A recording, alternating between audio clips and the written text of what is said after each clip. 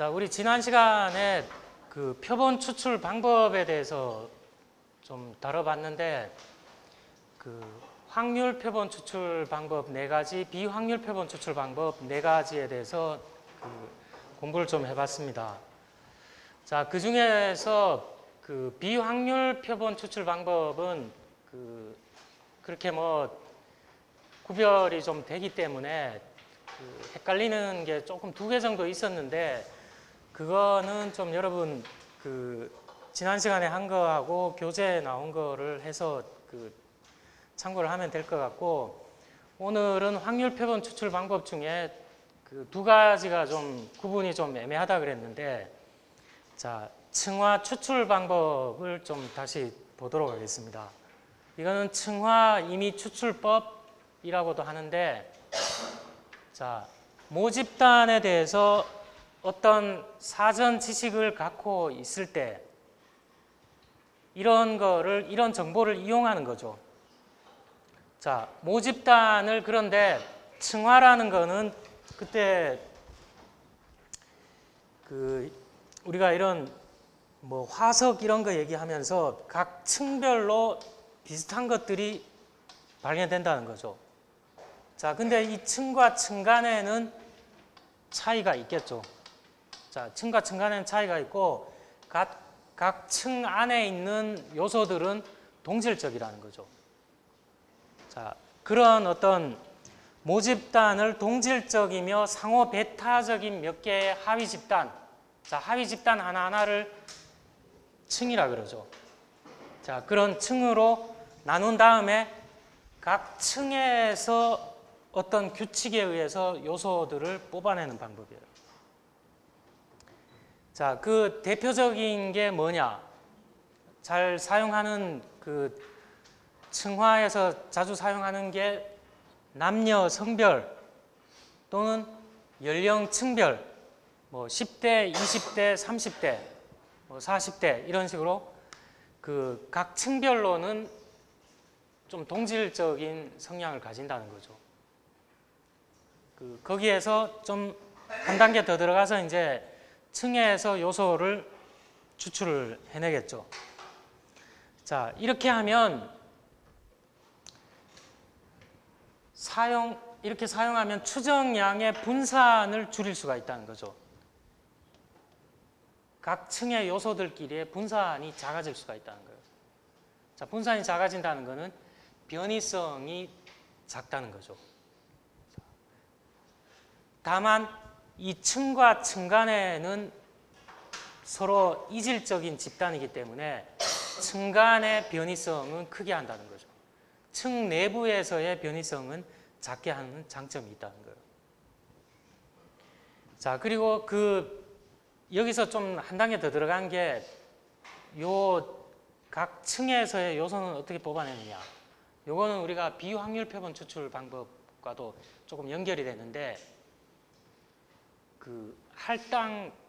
할당에서 추출하는 게 있었죠. 자, 이런 비례 할당 방식과 최적 할당 방식을 가미할 수도 있다는 거예요. 다만 층별로는 확실하게 좀 구별을 해서 뽑아내자는 거죠. 자, 이렇게 하면 장점이 많이 있습니다. 추정량의 분산이, 자, 추정량이라는 거는 샘플에서 나온 어떤 수치죠, 수치. 우리가 보통 표본 평균이다, 표본 분산이다, 이런 게 추정량이라고 우리가 얘기를 합니다. 자, 분산이 줄어들어서 적은 수의 표본으로도 정확한 추정이 가능하다는 거죠.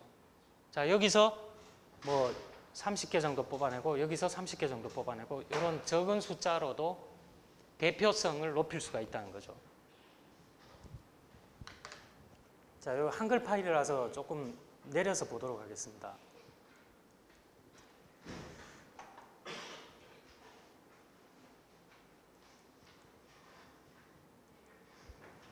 자, 부분 층별로 어떤 정확도가 요구되는 그런 거가 있을 수 있죠. 그런데 장점을 가질 수가 있습니다. 그리고 모집단의 분포가 한쪽으로 치우쳐져 있다고 생각될 때, 자, 대표적으로 만약에 고소득층이 동쪽에 많이 살고 있다. 아니면 남쪽에 많이 살고 있다. 이럴 때 층화 추출 방법을 사용하면 정확한 어떤 그 전수조사에 거의 준하는 정도의 정확도를 가지고서 통계 분석을 할 수가 있다는 겁니다.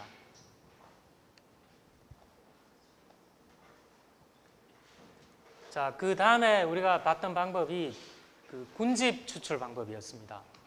자, 군집 추출 방법 잘 기억하기 힘들다 그러면 표본 프레임을 구할 수 없을 때 이런 단서를 가지고 접근할 수도 있다 그랬는데, 자, 몇 개의 표본 군집을 임의로 추출한다는 거예요. 우리가 든 예에서는 뭐 성당의 신도들이 어떤 생각을 가지고 있느냐, 요즘 종교 문제에 대해서, 사회 문제에 대해서 어떤 생각을 가지고 있느냐, 그러면 굳이 구하려고 하면 구할 수는 있겠지만 당장은 좀 어렵다는 거죠. 표본 프레임을 구하기가 어렵거나 아니면 존재하지 않을 때, 이럴 때 확률 표본 추출 방법의 정신에 부합하는 방법이 뭐가 있겠느냐? 군집 추출 방법이라는 거죠. 자, 이 경우에는 각 부분 모집단이 그 부분의 집단, 그 군락이라고 그러죠. 군락이나 집락이라고 그러는데, 부분 집단들이 모집단과 같은 특성을 갖고 있을수록 좋다는 거예요.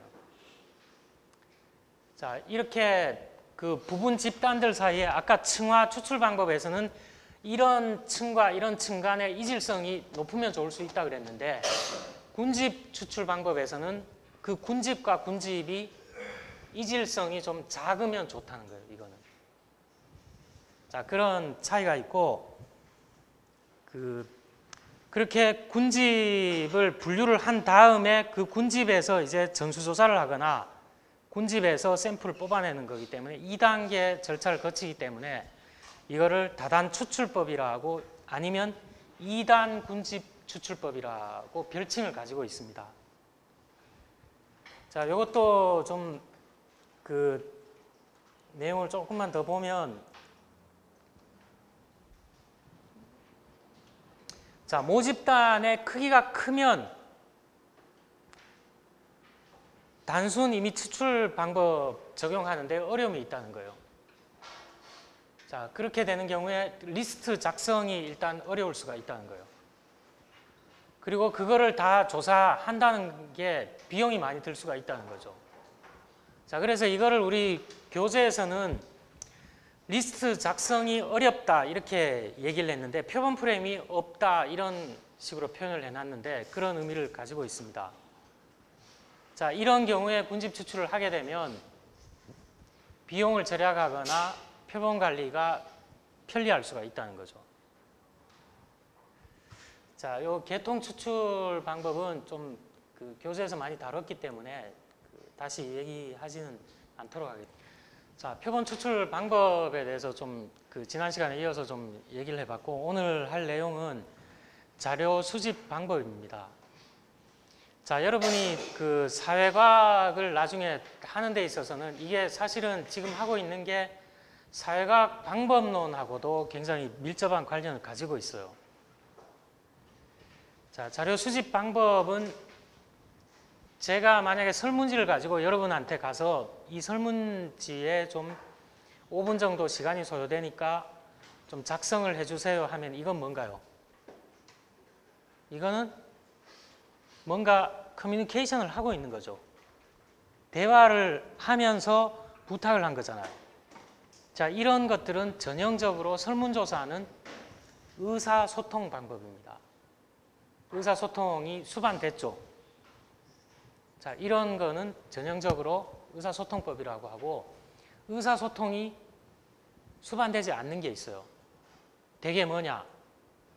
자, 여러분이 명동에 매장을 하나 내려고 하는데 여기 유동인구가 어느 정도 되는가를 보고 싶어요. 그러면 사람이 가서 자리 전망 좋은 데 앉아서 카운팅을 할 수가 있죠. 그런데 카운팅 하는데 그 다니는 사람들하고 의사소통은 안 하는 거죠. 관찰하는 거죠. 그렇게 관찰할 수도 있고, 사람이 몇 시간 앉아 있으면 주의력이 떨어지죠. 그런 경우에는 카메라 같은 걸 갖다 놓고서 촬영하는 거예요, 촬영. 자, 이것도 대화라든가 이런 게 들어가지 않았죠.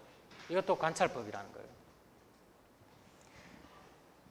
자, 여기 그 의사소통법의 어떤 방법들, 대표적인 방법들을 몇 가지를 나열했고, 관찰법의 예를 몇 가지를 나열을 했는데, 자, 이게 어떤 계량적 자료를 수집하기 위한 목적이냐, 아니면 정성적 자료를 수집하기 위한 목적이냐에 따라서 좀 이렇게 그 테이블로 좀 나타낼 수가 있는데, 이건 뒤에 좀 보도록 하겠습니다.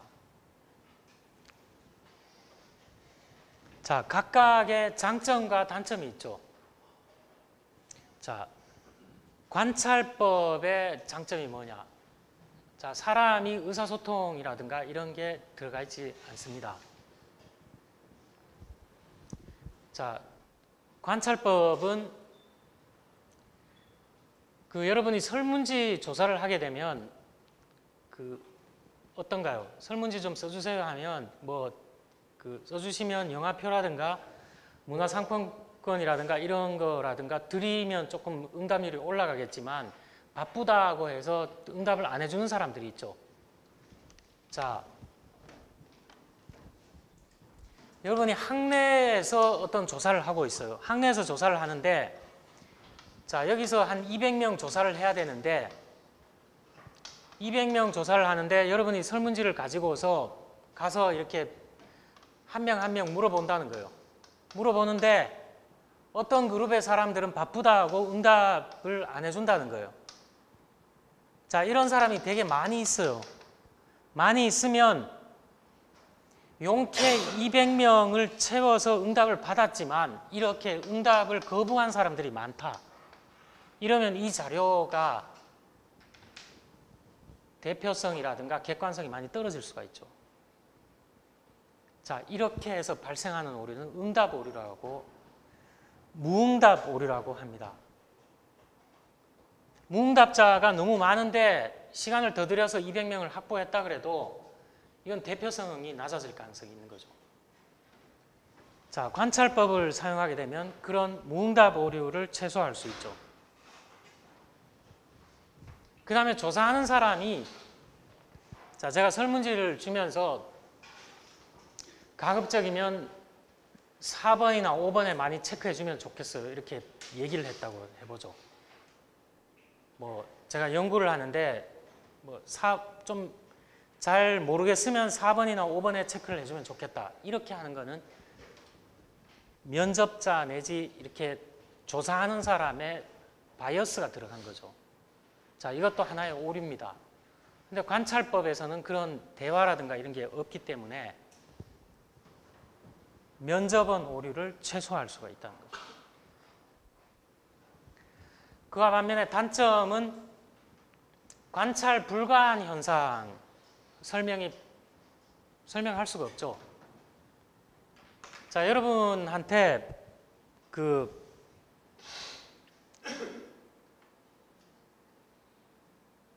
어떤 제도를 변경하려고 하죠. 우리 1학기 때 뭐 그런 제도 변경하려고 하다가 이제 다시 원복된 거 있죠. 뭐 그 영어 전용 강좌는 뭐 절대평가가 아니라 수정해서 한다. 자, 그런 거에 대해서 여러분의 태도에 대해서 알고 싶다. 근데 관찰해서 알 수 있나요, 그거를?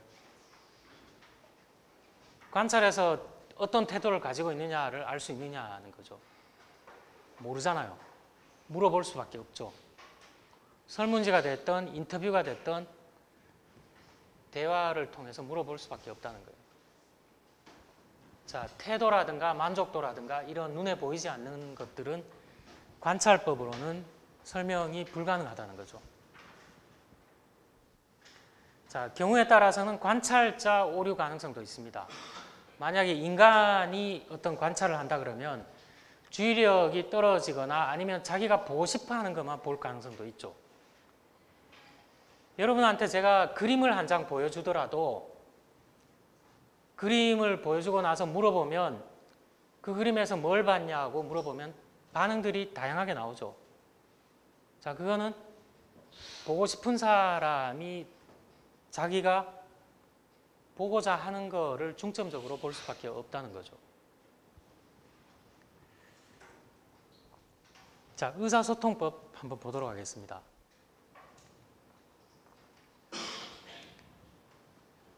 자, 여기서 의사소통법의 구분을 공개적이냐 비공개적이냐 했는데, 자, 제가 설문조사를 하면서 이거는 어떤 목적에서 설문조사를 하고 그 목적 외에는 여러분의 개인정보가 보호되고 이 결과물은 어떤 데 이용을 합니다. 이렇게 했다는 거는, 그런 걸 설명하고 조사를 했다는 거는 공개적인가요? 비공개적인 건가요?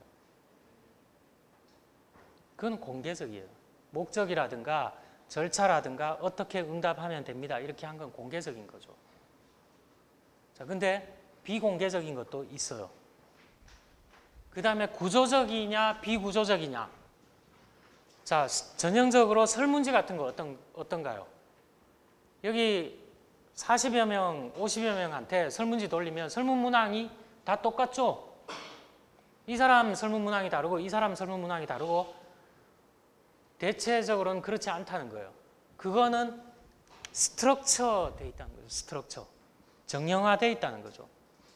이 구조적이라는 거는 다른 말로 하면 정형화되어 있다는 거죠.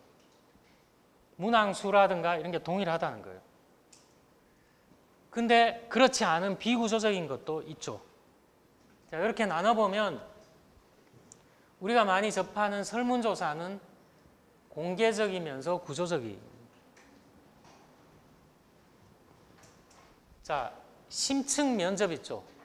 심층 면접, 여러분 면접 가보면 어떤가요? 면접 왜 하는지는 알아요. 아는데 면접 물어보는 문항들이 정형화되어 있거나 그렇지 않죠. 면접관이 봤을 때 이 사람의 프로필을 봤을 때 뭐 어떤 것들 질문할 수 있죠. 그거는 비구조적으로 비정형화되어 있다는 거예요. 자, 이런 것들을 좀 다뤄보도록 하겠습니다. 자, 여기 투사법이 나오는데, 투사는 지금 여기 화면을 비추는 이게 뭔가요? 우리가 이거를 프로젝터라 그러죠. 프로젝터. 프로젝트라는 걸 찾아보면 뭔가요? 여기에 있는 자료를 여러분들이 편리하게 볼 수 있도록 저 프로젝트를 통해서 투사해 놓은 거죠. 여기 빛의 원리라든가 이런 걸 통해서 여기에 있는 평면적인 자료를 이거를 통해서 다 볼 수 있도록 여기 투사해 놓은 거죠. 자, 그런 방법을 투사법이라고 합니다. 자, 이거는 나중에 좀 상세하게 보도록 하겠습니다. 자, 설문조사 한 번 이상 다 해봤을 거예요. 설문조사 다 해봤는데, 자, 이거는 특별히 설명을 하지 않더라도 장단점이 있죠. 자, 단점 보겠습니다. 단점, 설문지 개발에 굉장히 많은 시간, 노력, 비용이 들어간다 그랬는데, 여러분이 받는 사람들은 설문 문항 보면 뭐 그냥 간단한 것 같은데 그 안에는 뭐가 들어가 있을까요? 그 안에는 여러분이 봤던 이론이라든가 개념 정의 있죠. 개념에도 두 가지가 있었죠. 개념적 정의와 조작적 정의 있죠. 그 다음에 어떤 가설은 변수와 변수 간에 관계가 있느냐를 보는 거기 때문에 이 가설을 바로 측정하지 못하고 관찰하기 위해서 그 항목들이 필요하다고 그랬죠. 항목들이. 이 항목들이 설문에 있는 항목들이라는 거예요. 그래서 생각보다 굉장히 많은 시간과 노력과 비용이 들어가지 않으면 엉터리가 될 수 있다는 거예요. 엉터리가. 설계를 잘해야 된다는 거예요. 자, 이거는 문항에서 묻고 싶은 것만 대답을 얻을 수가 있죠. 그래서 그렇게 깊이 있는 질문은 어렵다는 거예요. 자, 장점은 여러분이 한번 눈으로 한번 보세요. 자, 설문조사에는 크게 봐서 면접 설문이 있습니다. 자, 면접 설문에는 가정 내에 그 방문을 해서 하는 면접이 있을 수가 있고, 길거리에서 지나가는 사람들한테 면접할 수 있죠. 물어볼 수 있죠. 자, 그 다음에 컴퓨터로 물어볼 수도 있습니다. 자, 요거는 컴퓨터 어시스티드 퍼스널 인터뷰라고 해서 캐피라고 얘기하는데 이런 거 많이 사용하죠. 자, 이런 것들은 면접 설문인데 도구가 뭐냐? 실제 방문해서 하느냐, 길거리에서 하느냐, 컴퓨터 도구를 이용해서 하느냐에 따라서 좀 나눠볼 수가 있습니다. 자, 각각의 장단점이 있는데 이것도 여러분이 이해하는데 어려움이 없기 때문에 간략하게 좀 얘기를 해보겠습니다. 자, 방문해서 면접하면 단점을 보도록 하죠. 단점에 동일한 문항인데 면접원에 따라서 응답자 반응이 상이할 수가 있다는 거예요. 면접자 오류가 발생할 수도 있다는 거죠. 자, 응답자들이 사회적으로 바람직한 대답을 할 가능성이 있어요. 자, 익명이 보장이 안 되죠, 이거. 대면에서 이렇게 만나서 설문지를 받거나 하면 바람직한 방향으로 이렇게 써내려갈 수가 있다는 거죠. 자, 방문해서 이렇게 하면 조사 비용이 좀 더 많이 들겠죠. 자, 거리 면접법은 몰 같은 데서 사람들이 많이 다니는 몰 같은 데서 했기 때문에 몰 면접법 이런 별칭이 있긴 한데 그건 생략하도록 하겠습니다. 자, 컴퓨터 대인 면접법 있습니다. 면접자가 가정이나 직장 방문해서 컴퓨터를 보여주면서 면접을 진행하는 거죠. 그렇게 하는 방법이 있고, 자, 이거는 간단하니까 넘어가도록 하겠습니다. 그 다음에 우편 설문법이 있습니다. 제가 집에 가니까 우편 있고, 거기에 찬성, 반대 표시해서 등기로 좀 보내달라고 어제 받은 게 있는데, 자, 설문지를 우편을 이용해서 보내주고 응답 결과를 우편으로 받는 거예요. 자, 이거는 우편 요금이라든가 이런 게 좀 들겠지만 생각보다 비용은 좀 저렴하다고 볼 수가 있습니다. 그런데 응답률이 어떤가요? 응답률이 이 방법 중에서 응답률이 가장 낮다고 볼 수가 있죠. 여러분 우편으로 응답해달라 그러면 잘 안 해주잖아요. 큰 경품이라든가 이런 거 걸리지 않은 이상은 우편 설문에 대해서 무응답 오류가 굉장히 많다는 거예요. 그래서 무응답 오류가 많다는 거는 자료를 수집하더라도 대표성이라든가 이런 데 객관성에서 문제가 발생할 수가 있다는 겁니다. 자, 자료 수집 기간이 길어질 수 있죠. 빠른 우편 이런 거 하지 않으면 다 수집하는 데 있어서 응답 결과 수집하는 데 시간이 걸릴 수가 있다는 겁니다. 자, 여기 자꾸 이렇게 병렬적으로 이렇게 나열이 돼서 좀 딱딱하긴 한데 한번 가볍게라도 한번 보도록 하겠습니다. 자, 전화로 물어보는 거 여러분 응답한 적 있을 거예요. 아니면 바쁘다 하고 끊어버린 경우 있는데, 자, 전화번호부 같은 게 있는 경우에 되게 편리하죠. 자, 리스트 가지고 있는 경우에 쉽게 표본 추출 가능합니다. 단점은 전화로 길게 물어볼 수가 없죠. 길이가 좀 짧아야 됩니다. 그래서 질문 자체가 짧기 때문에 좋은 정보를 얻기가 되게 힘들어요, 보면. 자, 그 외에도 컴퓨터를 이용한 전화 면접법 있습니다. 그 다음에 전자설문, 인터넷 설문. 여러분 중에 인터넷 설문 해본 사람들 있죠? 온라인으로 이렇게 설문 응답하면 페이버 같은 것도 주고 이렇게 하는 경우가 있는데, 자, 이거 되게 간편하게 할 수가 있습니다.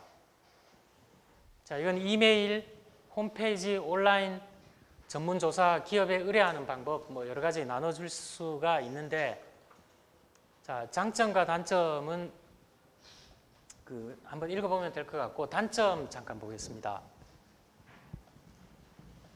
자, 이거 대표성에 대해서 논란이 벌어질 수가 있죠. 인터넷에 접속할 수 없는 사람은 어떻게 할 거냐.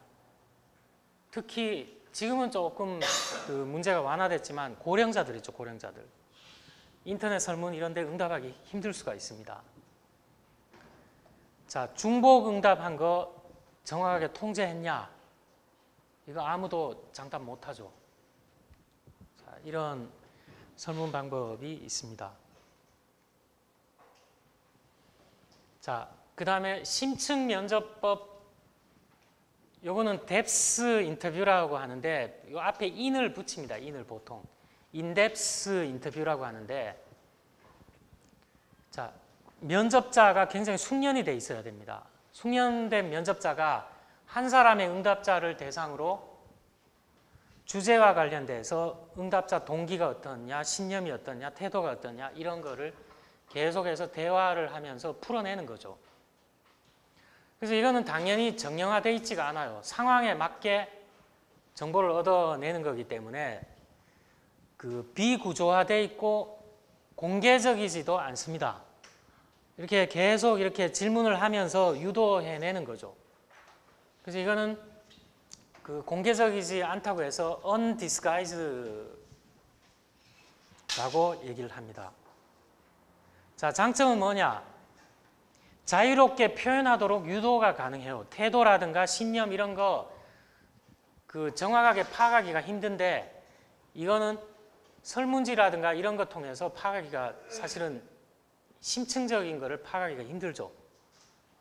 근데 심층적인 거를 이런 방법을 사용하면 파악을 할 수가 있다는 거죠. 자, 질문 순서 내용 응답자에 따라서 조절해서 이렇게 유도해낼 수가 있습니다. 단점은 한 명 한 명 보통 30분에서 1시간 넘어가는 경우도 있죠. 시간이 많이 걸려요. 그래서 하루 동안 응답자 얻어낼 숫자는 작을 수가 있다는 거죠. 비용이 많이 든다는 거예요. 자, 이거 조사자, 여기 숙련된 면접자가 필요하다 그랬는데, 이 면접자가 능력에 따라서 이 결과물이 천차만별일 수가 있다는 거예요. 그래서 숙련된 면접자가 꼭 필요하다는 거죠.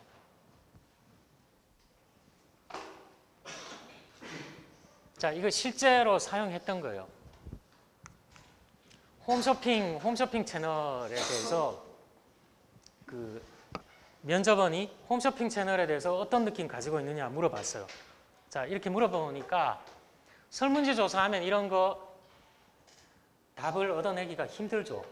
자, 이따금 일과 후에 차 한잔 하면서 편안하게 홈쇼핑 채널 보며 쉬고 싶다. 재미있다. 그럼 왜 재미있냐 물어봤어요. 한 단계씩 더 들어가는 거죠. 질문 응답에 대해서 그걸 가지고 한 단계 더 들어가는 거예요. 왜 재밌냐? 직장에서 논리적으로 생각하고 행동도 제한을 받고, 근데 홈쇼핑 채널에 들어가면 아무 생각 없이, 여러분 카피 있잖아요. 카피. 아무것도 하고 싶지 않다. 그런 카피도 있는데 스트레스를 해소할 수가 있다는 거죠. 그럼 스트레스 없는 게 왜 중요하냐? 자, 이런 응답에 대해서 한 단계씩 계속 들어가는 거예요. 직장에서 스트레스가 많은데 집에서는 스트레스를 내가 마음대로 조절하고 싶다는 거죠. 아, 그래서 여기서 유도할 수 있는 결과가 뭔가요? 홈쇼핑 채널 이용하는 사람들은 스트레스를 날려버리기 위해서 하는 사람도 제법 많구나. 이런 걸 알 수가 있었다는 거죠. 근데 설문조사하면 알아내기가 힘들다는 거예요.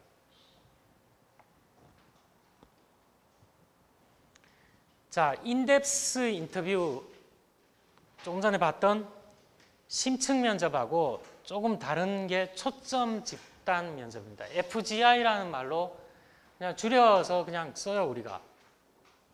포커스 그룹 인터뷰인데 대개의 경우에 여기서 이제 그런 거를 구분하진 않았는데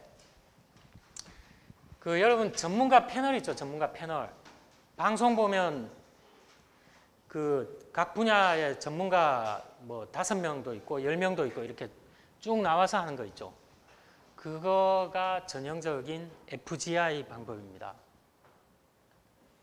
자, 한 명의 진행자, 마더레이터 내지 퍼실리테이터라고 용어를 쓰는데 이 사람이 소수의 응답자들, 자, 이거 대개의 경우 5명에서 11명 정도를 한 그룹으로 놓고서 진행을 합니다.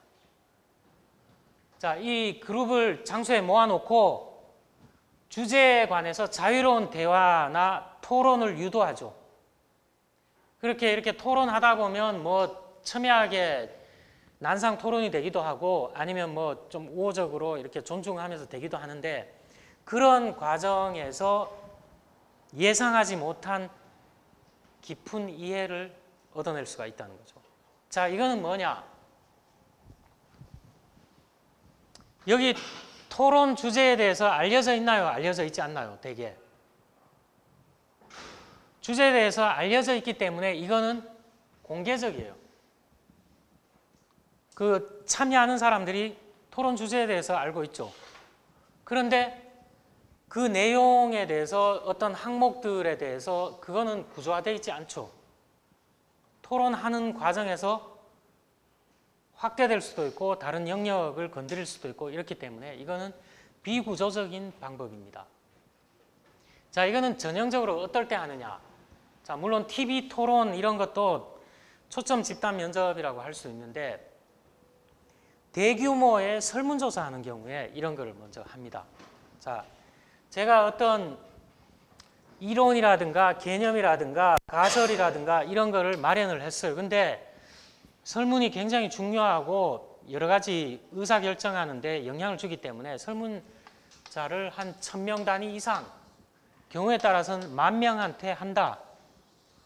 이렇게 했을 때 구체적인 항목을 어떻게 구성하느냐와 관련해서 내가 연구자가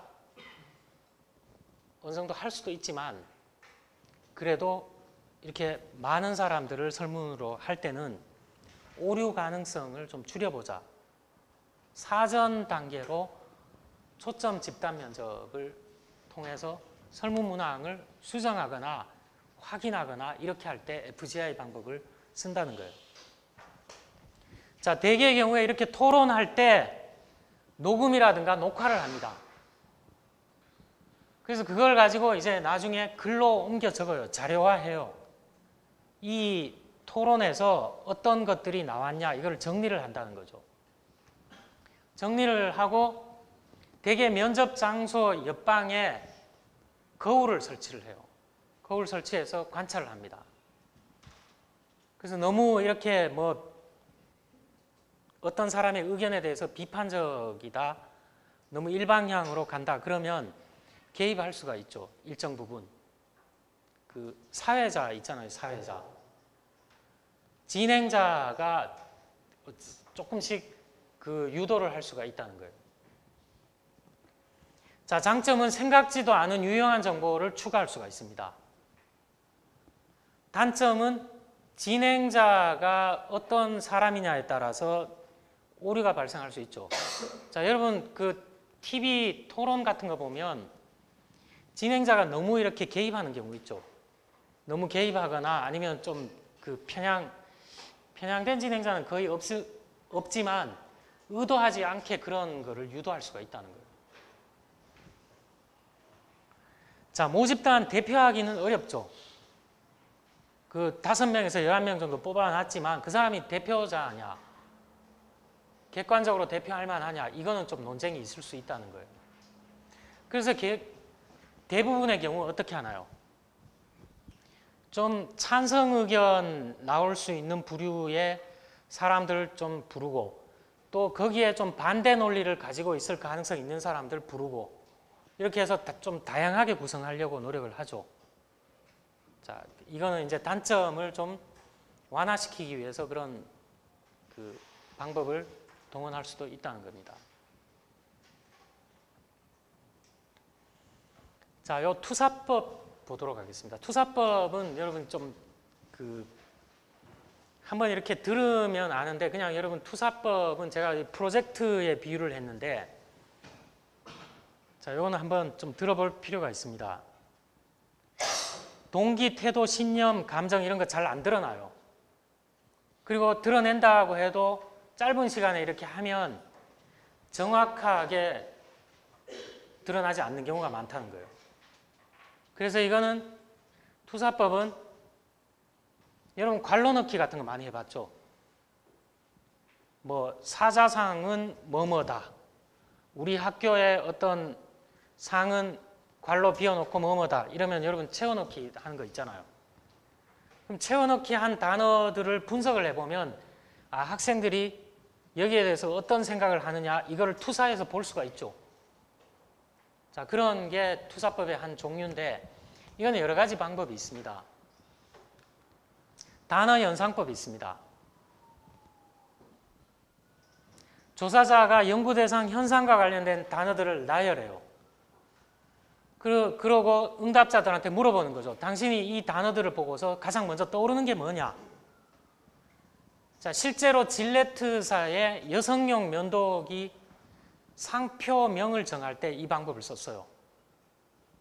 자, 여성용 면도기, 우리가 보면 면도라는 건 남성들이 하는 걸로 알고 있는데 여성들도 하죠. 노출이 이렇게 여름이라든가 이럴 때 여성들도 면도기를 사용하는 경우가 있다는 거예요. 그래서 이 브랜드명을 정할 때 이런 방법을 썼다는 거예요. 면도기 하면 뭐가 떠오르냐? 여성용 면도기의 브랜드를 정하려고 하는데 여성용 면도기 하면 뭐가 떠오르냐? 이런 거를 가지고서 공통 분모를 잘 녹여내는 게 브랜드명이잖아요. 그래서 이렇게 해서 어느 정도 성공을 했다는 거예요. 자, 문장 완성법 여러분 많이 해봤을 거예요. 미완성 상태의 문장 괄호 넣기라든가 이런 걸 통해서 응답자의 감정이나 신념을 알아낼 수가 있죠. 실제로 의류 패션 회사인가요? 토미 힐피거에서 남성용 패션 이런 거 개발할 때 이런 걸 했습니다. 자, 토미 힐피거 셔츠 입는 사람들은 뭐뭐다. 여러분 어떤 거를 얘기할 수 있나요? 저는 입어본 것 같기도 하고 입어보지 않은 것 같기도 한데 토미 힐피거는 예를 들어 폴로에 비해서 뭐뭐다. 한마디씩 할 수 있죠. 여기 기재에 넣을 수 있죠. 그럼 그 사람이 토미 힐피거의 셔츠에 대해서 가지고 있는 태도라든가 이런 게 은연중에 투영돼서 나타난 거죠. 자, 이것도 투사법의 일종입니다. 자, 내용 구성법이 있습니다. 그림이나 만화에 대해서 그림 같은 거, 만화 같은 거 보여주고서 자극이죠, 자극 일종의. 그 그림이나 만화 보고서 어떤 거를 너는 생각을 했느냐 이런 거 표현해 보라고 할 수 있죠. 자, 그 다음에 표현법이 있습니다. 이것도 투사법의 일종입니다. 자, 응답자한테 어떤 단어나 그림을 제시하고 응답자 자신이 아닌 다른 사람이 그 상황에 처했을 때 어떻게 할 거냐. 자, 이런 것들 여러분 어떤 데 많이 쓰던가요? 이런 거 가만히 생각해 보면 쓰고 있어요. 어떨 때 많이 쓸까요? 범죄 피해자들 있죠. 범죄 피해자들. 범죄 피해자들 다시 기억하고 싶지 않잖아요.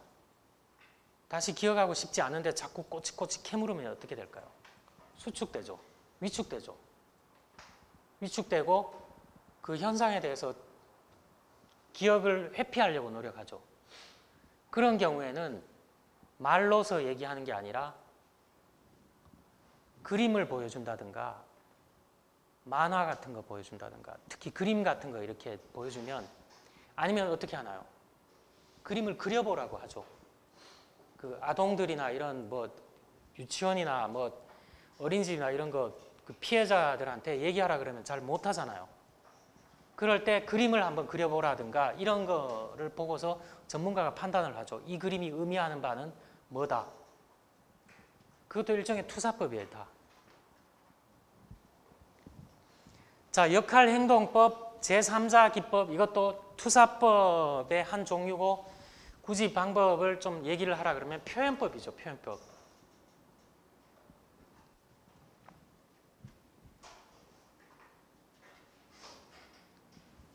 자, 지금까지 얘기한 거는 의사소통법이에요, 다. 방법이 좀 많긴 했는데 의사소통법이고, 두 번째는 관찰법에 대해서 좀 보도록 하겠습니다. 자, 자료 수집 대상에 대해서 의사소통 없이 관찰하고 기록해서 자료를 수집하는 거예요. 그런데 순수하게 관찰법을 사용하는 경우도 있지만 의사소통 방법을 이용한 자료 수집을 주로 하고 관찰법을 보완적으로 하면 좀 더 정확한 결과를 얻어낼 가능성이 높죠. 자, 정말로 중요하고 그런 거를 조사할 때는 관찰법도 보완적으로 하는 경우에 더 파워풀한 결과를 얻어낼 수가 있다는 거죠. 자, 이거는 인적 관찰과 기계적 관찰이 있습니다. 조사자, 사람이 투입되는 거예요. 행동을 관찰하는 거죠. 기계적 관찰은 도구를 이용하는 거죠. 자, 각각의 장단점이 있습니다. 그 하나의 장점은 반대편의 단점이 되겠죠. 자, 기계적 관찰, 낮은 관찰 오류, 낮은 분석 오류. 인적 관찰의 단점이 됐죠. 이렇게 크로스로 보면 장단점이 좀 대비가 되죠. 크로스로 보면 대비가 되는데, 자, 기계적 관찰은 불편할 수 있다는 거예요. 자, 여러분 그 시청률 조사하는 거 혹시 닐슨에 여러분 집에 TV에 그 미터기 달려있는 사람 있나요? 자, 약간은 불편할 수 있죠. 미터기로 내가 뭐 보는지 측정이 된다 그러면. 자, 기계 장치가 관찰한다 그러면 불편할 수가 있다는 거예요. 자연적 환경에서는 불리할 수도 있다는 겁니다. 자, 요거는 각자 한번 생각을 해보세요. 자, 요 내용이 좀 병렬식으로 나와서 좀 딱딱한 내용인데 이제 거의 다 했습니다. 자, 자연적 관찰과 인위적 관찰이 있습니다. 자, 여기서 한번 생각해 볼 문제가 있는데, 관찰 상황을 인위적으로 설정하고 이 상황에서 행동을 관찰한다 그랬는데, 자, 제가 편의점을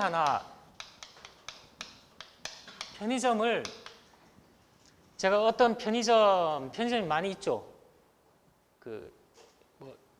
그거는 안 하겠지만 많이 있는데, 편의점에 좀 신개념 모델로 10대와 20대를 집중적으로 공략하는 편의점을 만들고 싶어요. 제가 그 회사에 마케팅이나 사업하는 사람인데 이런 걸 만들고 싶어요. 그러면 방법이 두 가지가 있다는 거예요. 두 가지. 두 가지가 뭐냐? 기존에 편의점들 많이 있죠. 편의점들 많이 있는데 매장을 방문해서 오전에 뭐 10시부터 12시까지, 오후에 4시부터 6시까지, 뭐 밤에 10시부터 12시까지. 자, 여기 방문해서 이렇게 관찰하는 방법이 있어요. 이거는 내가 편의점을 별도로 개설을 했나요? 안 했나요? 편의점 개설을 안 했죠. 그냥 있는 편의점에 가서 관찰하는 거죠. 이거는 자연적 관찰이죠. 자연적 관찰. 편의점이 있는 데 가서 관찰하는 거예요. 그런데 내가 보니까 기존 편의점은 내가 생각하는 편의점 개념하고 다르다. 나는 10대, 20대를 타겟으로 해서 좀 이 사람들이 생각하는 컨셉에 가까운 개념으로 가야 되겠다. 그래서 편의점을 하나 인위적으로 만드는 거예요. 이렇게 매장을 하나 만들어서 어떤 좋아할 만한 물건들만 이렇게 올려놓고 10대, 20대가 주로 찾는 상품만 이렇게 진열을 해놓고 이렇게 관찰해 보는 거죠. 자, 이거는 인위적 관찰이에요. 그런데 여기서 왜 그러면 이 방법을 쓸까, 이 방법을 쓸까 고민을 하는 건데, 자, 이거는 바깥에 어떤 변수를 내가 통제할 수 있죠. 새로 만들었기 때문에. 바깥에 여기 편의점에 작용하는 변수들을 통제할 수가 있어요. 그래서 이거는 외생 변수에 대해서 통제를 많이 할 수가 있죠. 그래서 이거는 내적 타당성이 높은 결과를 얻어낼 가능성이 많아요. 자, 이거는 어떤가요? 이거는 외생 변수, 여러 가지 변수를 통제한 건 아니고 그대로 있는 상태에서 관찰을 한 거기 때문에 외적 타당성은 높아요. 근데 내적 타당성은 낮을 수 있다는 거죠. 자, 이런 좀 그 각각의 장점을 가지고 있다는 거예요. 자, 사업하는 데 있어서 이런 게 굉장히 중요하죠. 실험실에서 본 거하고 필드에서 본 거하고 다르죠. 실험실에서는 그런 예상하는 문제가 없었는데 필드에 나와보면 어떤가요? 여러 가지 외생 변수들이 영향을 주잖아요. 여러분 변수 공부할 때 외생 변수가 뭔지 알죠? 독립 변수가 종속 변수에 영향을 주는데 그 독립 변수, 종속 변수 이외의 다른 변수를 우리가 외생 변수라 그랬는데 필드에 나와보면 여러 가지 변수가 영향을 줄 수도 있다는 거예요. 자, 그래서 외적 타당성이 높냐, 내적 타당성이 높냐 이런 거를 좀 구별을 해봤습니다. 자, 이제 그 관찰법 중에서 하나 참여 관찰이 있습니다. 현장 연구, 관찰하는 사람이 현장에 직접 들어가 보는 거죠. 여러분 르뽀 같은 거 많이 봤죠? 르뽀. 제가 한번 지하철 맨홀 지하철 내부로 한번 들어가 보겠습니다. 그래서 들어가서 뭐 이렇게 막 긁어보기도 하고 막 그런 거 봤잖아요. 그거는 현장 연구예요, 현장 연구.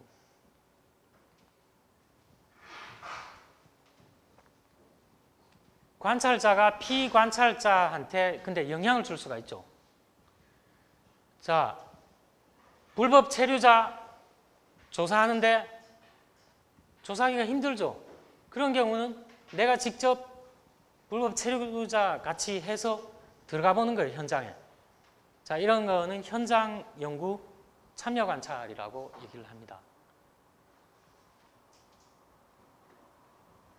자, 여기까지 이제 자료 수집 방법에 대해서 좀 얘기를 해봤습니다.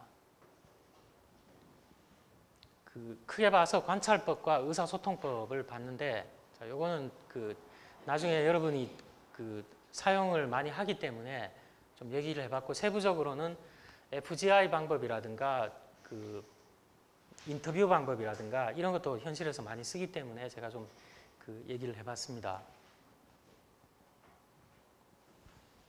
자, 다음 섹션은 설문지 작성법인데, 자, 설문지 여러분들 설문지 작성하라 그러면 굉장히 쉬운 것 같이 생각을 하는데, 자, 내일 주로 이제 보겠지만 오늘 조금 하고 내일 이어서 보겠지만 설문지 작성이 하다가 보면 유의해야 될 게 많이 있습니다.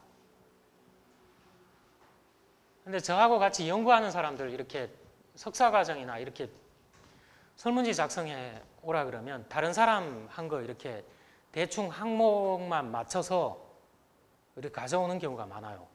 예를 들어 이런 거죠. 뭐 스마트폰 사용자의 고객 만족도에 대해서 어떤 생각을 가지고 있느냐 이런 거 설문들이 많이 나와 있죠. 그러면 나는 지금 IoT에 대해서 많이 회자가 되잖아요. 그러면 이게 뭔가요? 이게 IoT의 T가 뭐죠? 띵즈죠, 띵즈. 이게 정확한 표현인가요? IoT가? IoT가 자, 사물 인터넷이죠. 요거 띵즈죠, 띵즈. 사물인데 그럼 구글 글래스 한번 생각해보세요. 구글 글래스는 사물인가요? 사물에 부착된 건가요? 구글 글래스는? 아니죠. 구글 글래스 누가 쓰나요? 사람이 쓰잖아요. 사람이 쓰면 구글 글래스는 사물 인터넷일까요? 사물 인터넷이 아닐까요? 사물 인터넷의 한 종류로 보죠. 그럼 여러분 나이키 그 뭔가요? 퓨얼밴드인가? 퓨얼밴드가 아니라 나이키 운동화에 그 애플의 그거하고 같이 결합이 돼서 뭐 신체 활동 지수라든가 이런 거 측정하죠. 그럼 그거는 사물 인터넷의 한 종류인가요? 자, 이 용어가 중요하다는 게 사실은 이게 IoE죠, IoE. things에서 확장되면 뭔가요?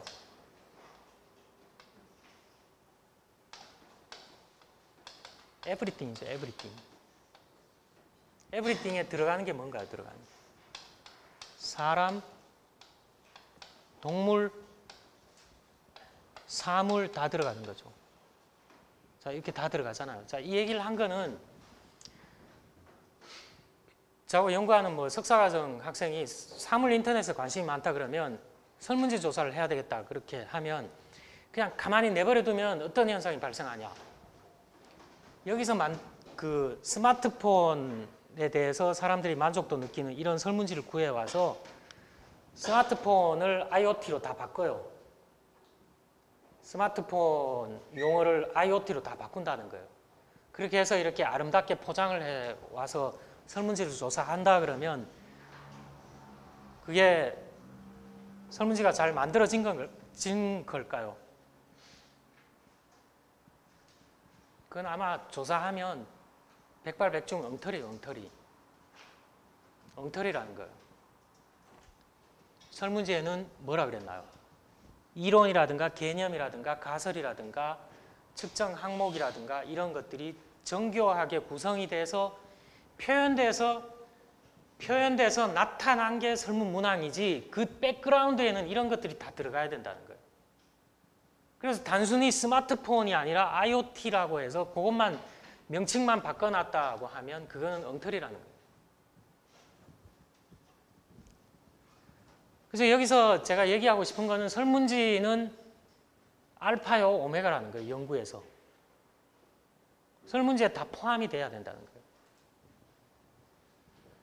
자, 1년에 정형화된 질문들이죠. 질문 모아놓은 거죠. 계량적 자료 수집에 가장 많이 사용하는 도구예요. 많죠. 여러분 IQ 검사지, 심리검사 설문지, 만족도 조사 설문지, 강의평가 설문지, 뭐 온라인으로 하겠지만 다 그게 설문지예요, 설문지. 사전 준비가 철저하게 필요하다는 거예요. 그래서 설문지가 완성됐다는 것은 연구 설계, 척도, 우리 4가지 척도 봤죠? 측정 척도, 뭐 쓸 거냐 다 완성됐다는 거예요. 통계 분석 방법, 어떤 거 쓸 거냐 다 완성됐다는 거예요. 설문지가 완성됐다는 거예요. 나머지 설문 수거해서 분석하는 거는 그 뒤로 쭉 연결돼서 나온 거잖아요.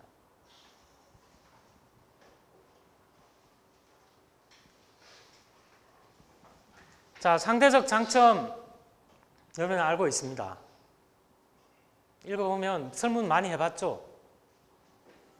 자, 설문지 구성 요소에 조사 대상 현상을 구체적인 문항으로 나타내야 돼요. 두리뭉실하게 A인 것처럼 B인 것처럼 이렇게 하는 거 나중에 예를 보여드리겠습니다. 응답자로 하여금 모든 문항에 응답하도록 흥미와 동기를 부여해야 돼요. 설문 문항이 20문항인데 10문항만 체크했다. 그거 다 뺍니다, 나중에. 불성실 응답이에요, 그거. 20문항 중에 11문항만 응답했다. 그거 집어넣고 싶겠지만 빼야 돼요. 원칙상 빼야 돼요, 다. 응답 안 한 걸로 빼야 돼요, 그거 다. 응답자의 응답 오류를 최소화해야 돼요. 내가 물어봤는데 응답자가 이 개념을 잘 모르겠어요.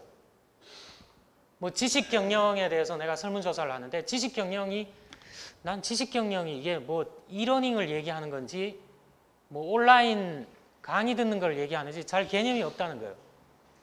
그러면 응답을 표시를 했지만 그 진짜로 그 사람의 생각을 표시한 게 아니라는 거죠. 그래서 이 설문지는 대체로 이렇게 돼 있습니다. 응답자에 대한 협조 요청. 제가 소속은 누군데요? 어떤 목적으로 이걸 합니다. 그러니까 좀 시간을 내게 해서 미안한데 저의 연구 목적을 위해서 좀 시간을 할애해 주시면 감사하겠습니다. 뭐 이런 글이 있잖아요. 협조를 정중하게 요청해야 되겠죠. 자, 응답 요령. 자, 이거는 5점 척도로 돼 있고 매우 만족하시면 5점에 하시고 매우 불만족하시면 1점에 체크하시면 됩니다. 뭐 이런 식으로 요령이 적혀 있습니다.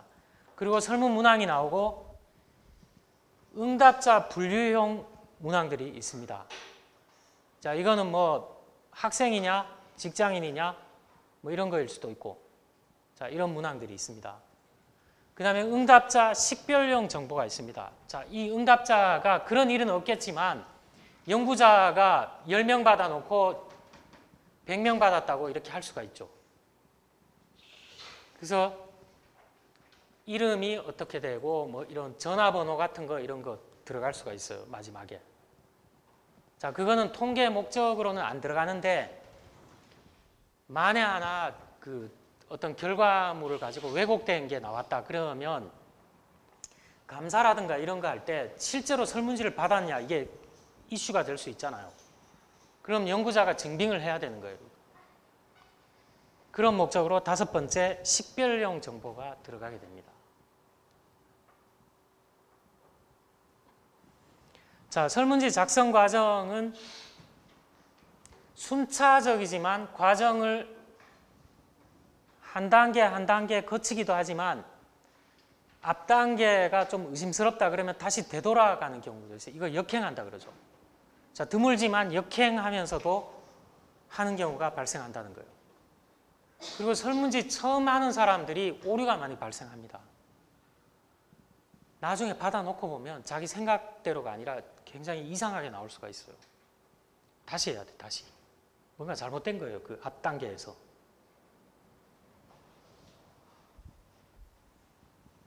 자, 작성 과정의 그 단계는 이것만 좀 대략 얘기를 하고 마무리를 하도록 하겠습니다. 설문지 작성 과정이 되게 단계가 많죠. 많은데 자, 이런 단계를 거쳐서 하게 되면 좋은 결과를 얻어낼 가능성이 상당히 높다는 거예요. 자, 굉장히 숙련된 연구자 같으면 이런 거를 좀 포함해서 생략해서도 하기도 합니다.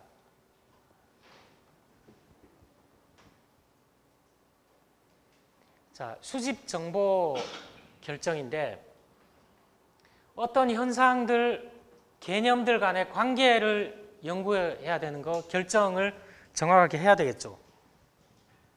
자, 개념적 정의, 조작적 정의를 좀 제대로 해야 됩니다. 그리고 내가 이 연구에서 하는 개념은 이런 거다 특정해서 해주는 게 조작적 정의인데 그걸 바탕으로 해서 구체적인 설문 문항을 작성해야 되는 거예요. 자, 그리고 이런 수집된 자료를 분석하기 이전에 설문지 작성 과정이 미리 준비가 돼야 된다는 거죠. 자, 2번째는 자료 수집 방법을 결정을 해야 됩니다. 어떤 방법으로 수집할 거냐? 우리 앞에서 봤죠? 의사소통 방법으로 할 거냐? 관찰법으로 할 거냐? 대개는 설문지니까 의사소통법이 되겠죠. 자, 면접할 거냐?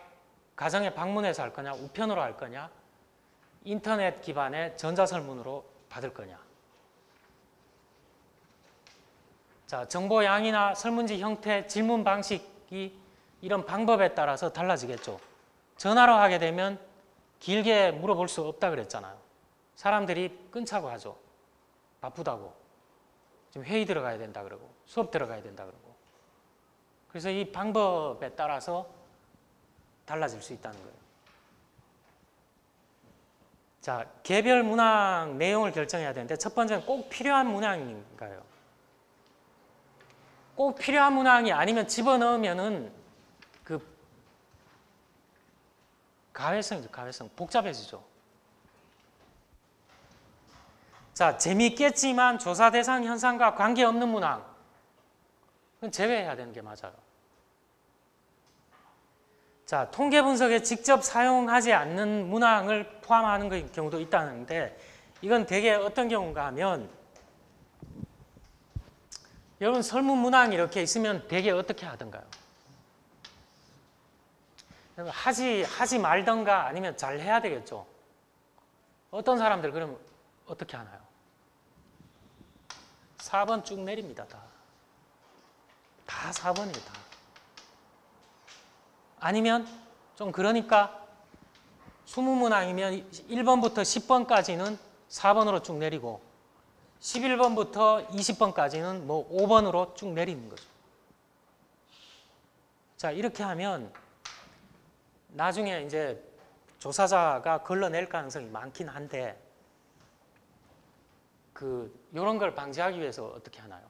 이 사람이 정확하게 읽어봤냐 안 읽어봤냐 하기 때문에 하나는 만족하십니까? 이렇게 물어보고 또 한 문항을 어떻게 물어보나요? 이런 현상에 대해서 만족하지 않으시나요? 이렇게 돌려놓습니다. 이걸 거꾸로. 돌려놓으면 원래 4번에 응답했다 그러면 이거는 뭐에 응답을 해야 될까요? 5점 척도면 2번에 응답을 해야 되는데 4로 쫙 내려놓으면 이거는 뭔가 이거? 불성실한 응답이에요. 불성실한 응답. 그래서 이걸 걸러내요.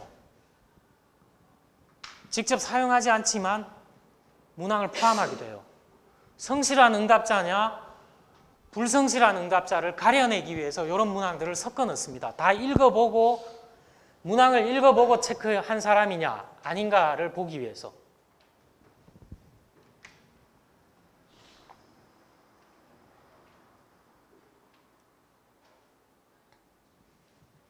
자, 요거 이어지니까 이것만 하고 마무리를 하겠습니다. 자, 여러 가지 정보를 하나의 문항을 통해 수집해야 한다는 거는 아니라는 거예요. 자, 귀하께서 현대백화점이 신세계백화점보다 상품 구색과 가격면에서 더 낫다고 생각하십니까? 이거 대답이 어떻게 나올까? 경우의 수가 몇 가지 나오나요? 경우의 수 여러 가지 나오죠. 근데 한 문항으로 이렇게 구성하면 맞나요? 틀리나요? 여러분이 봤을 때. 이거는 적절하지가 않다는 거예요. 나눠줘야 돼요. 이렇게 구색면에서 낫다고 생각하냐, 가격면에서 낫다고 생각하냐, 개별 문항으로 나눠줘야 된다는 거예요.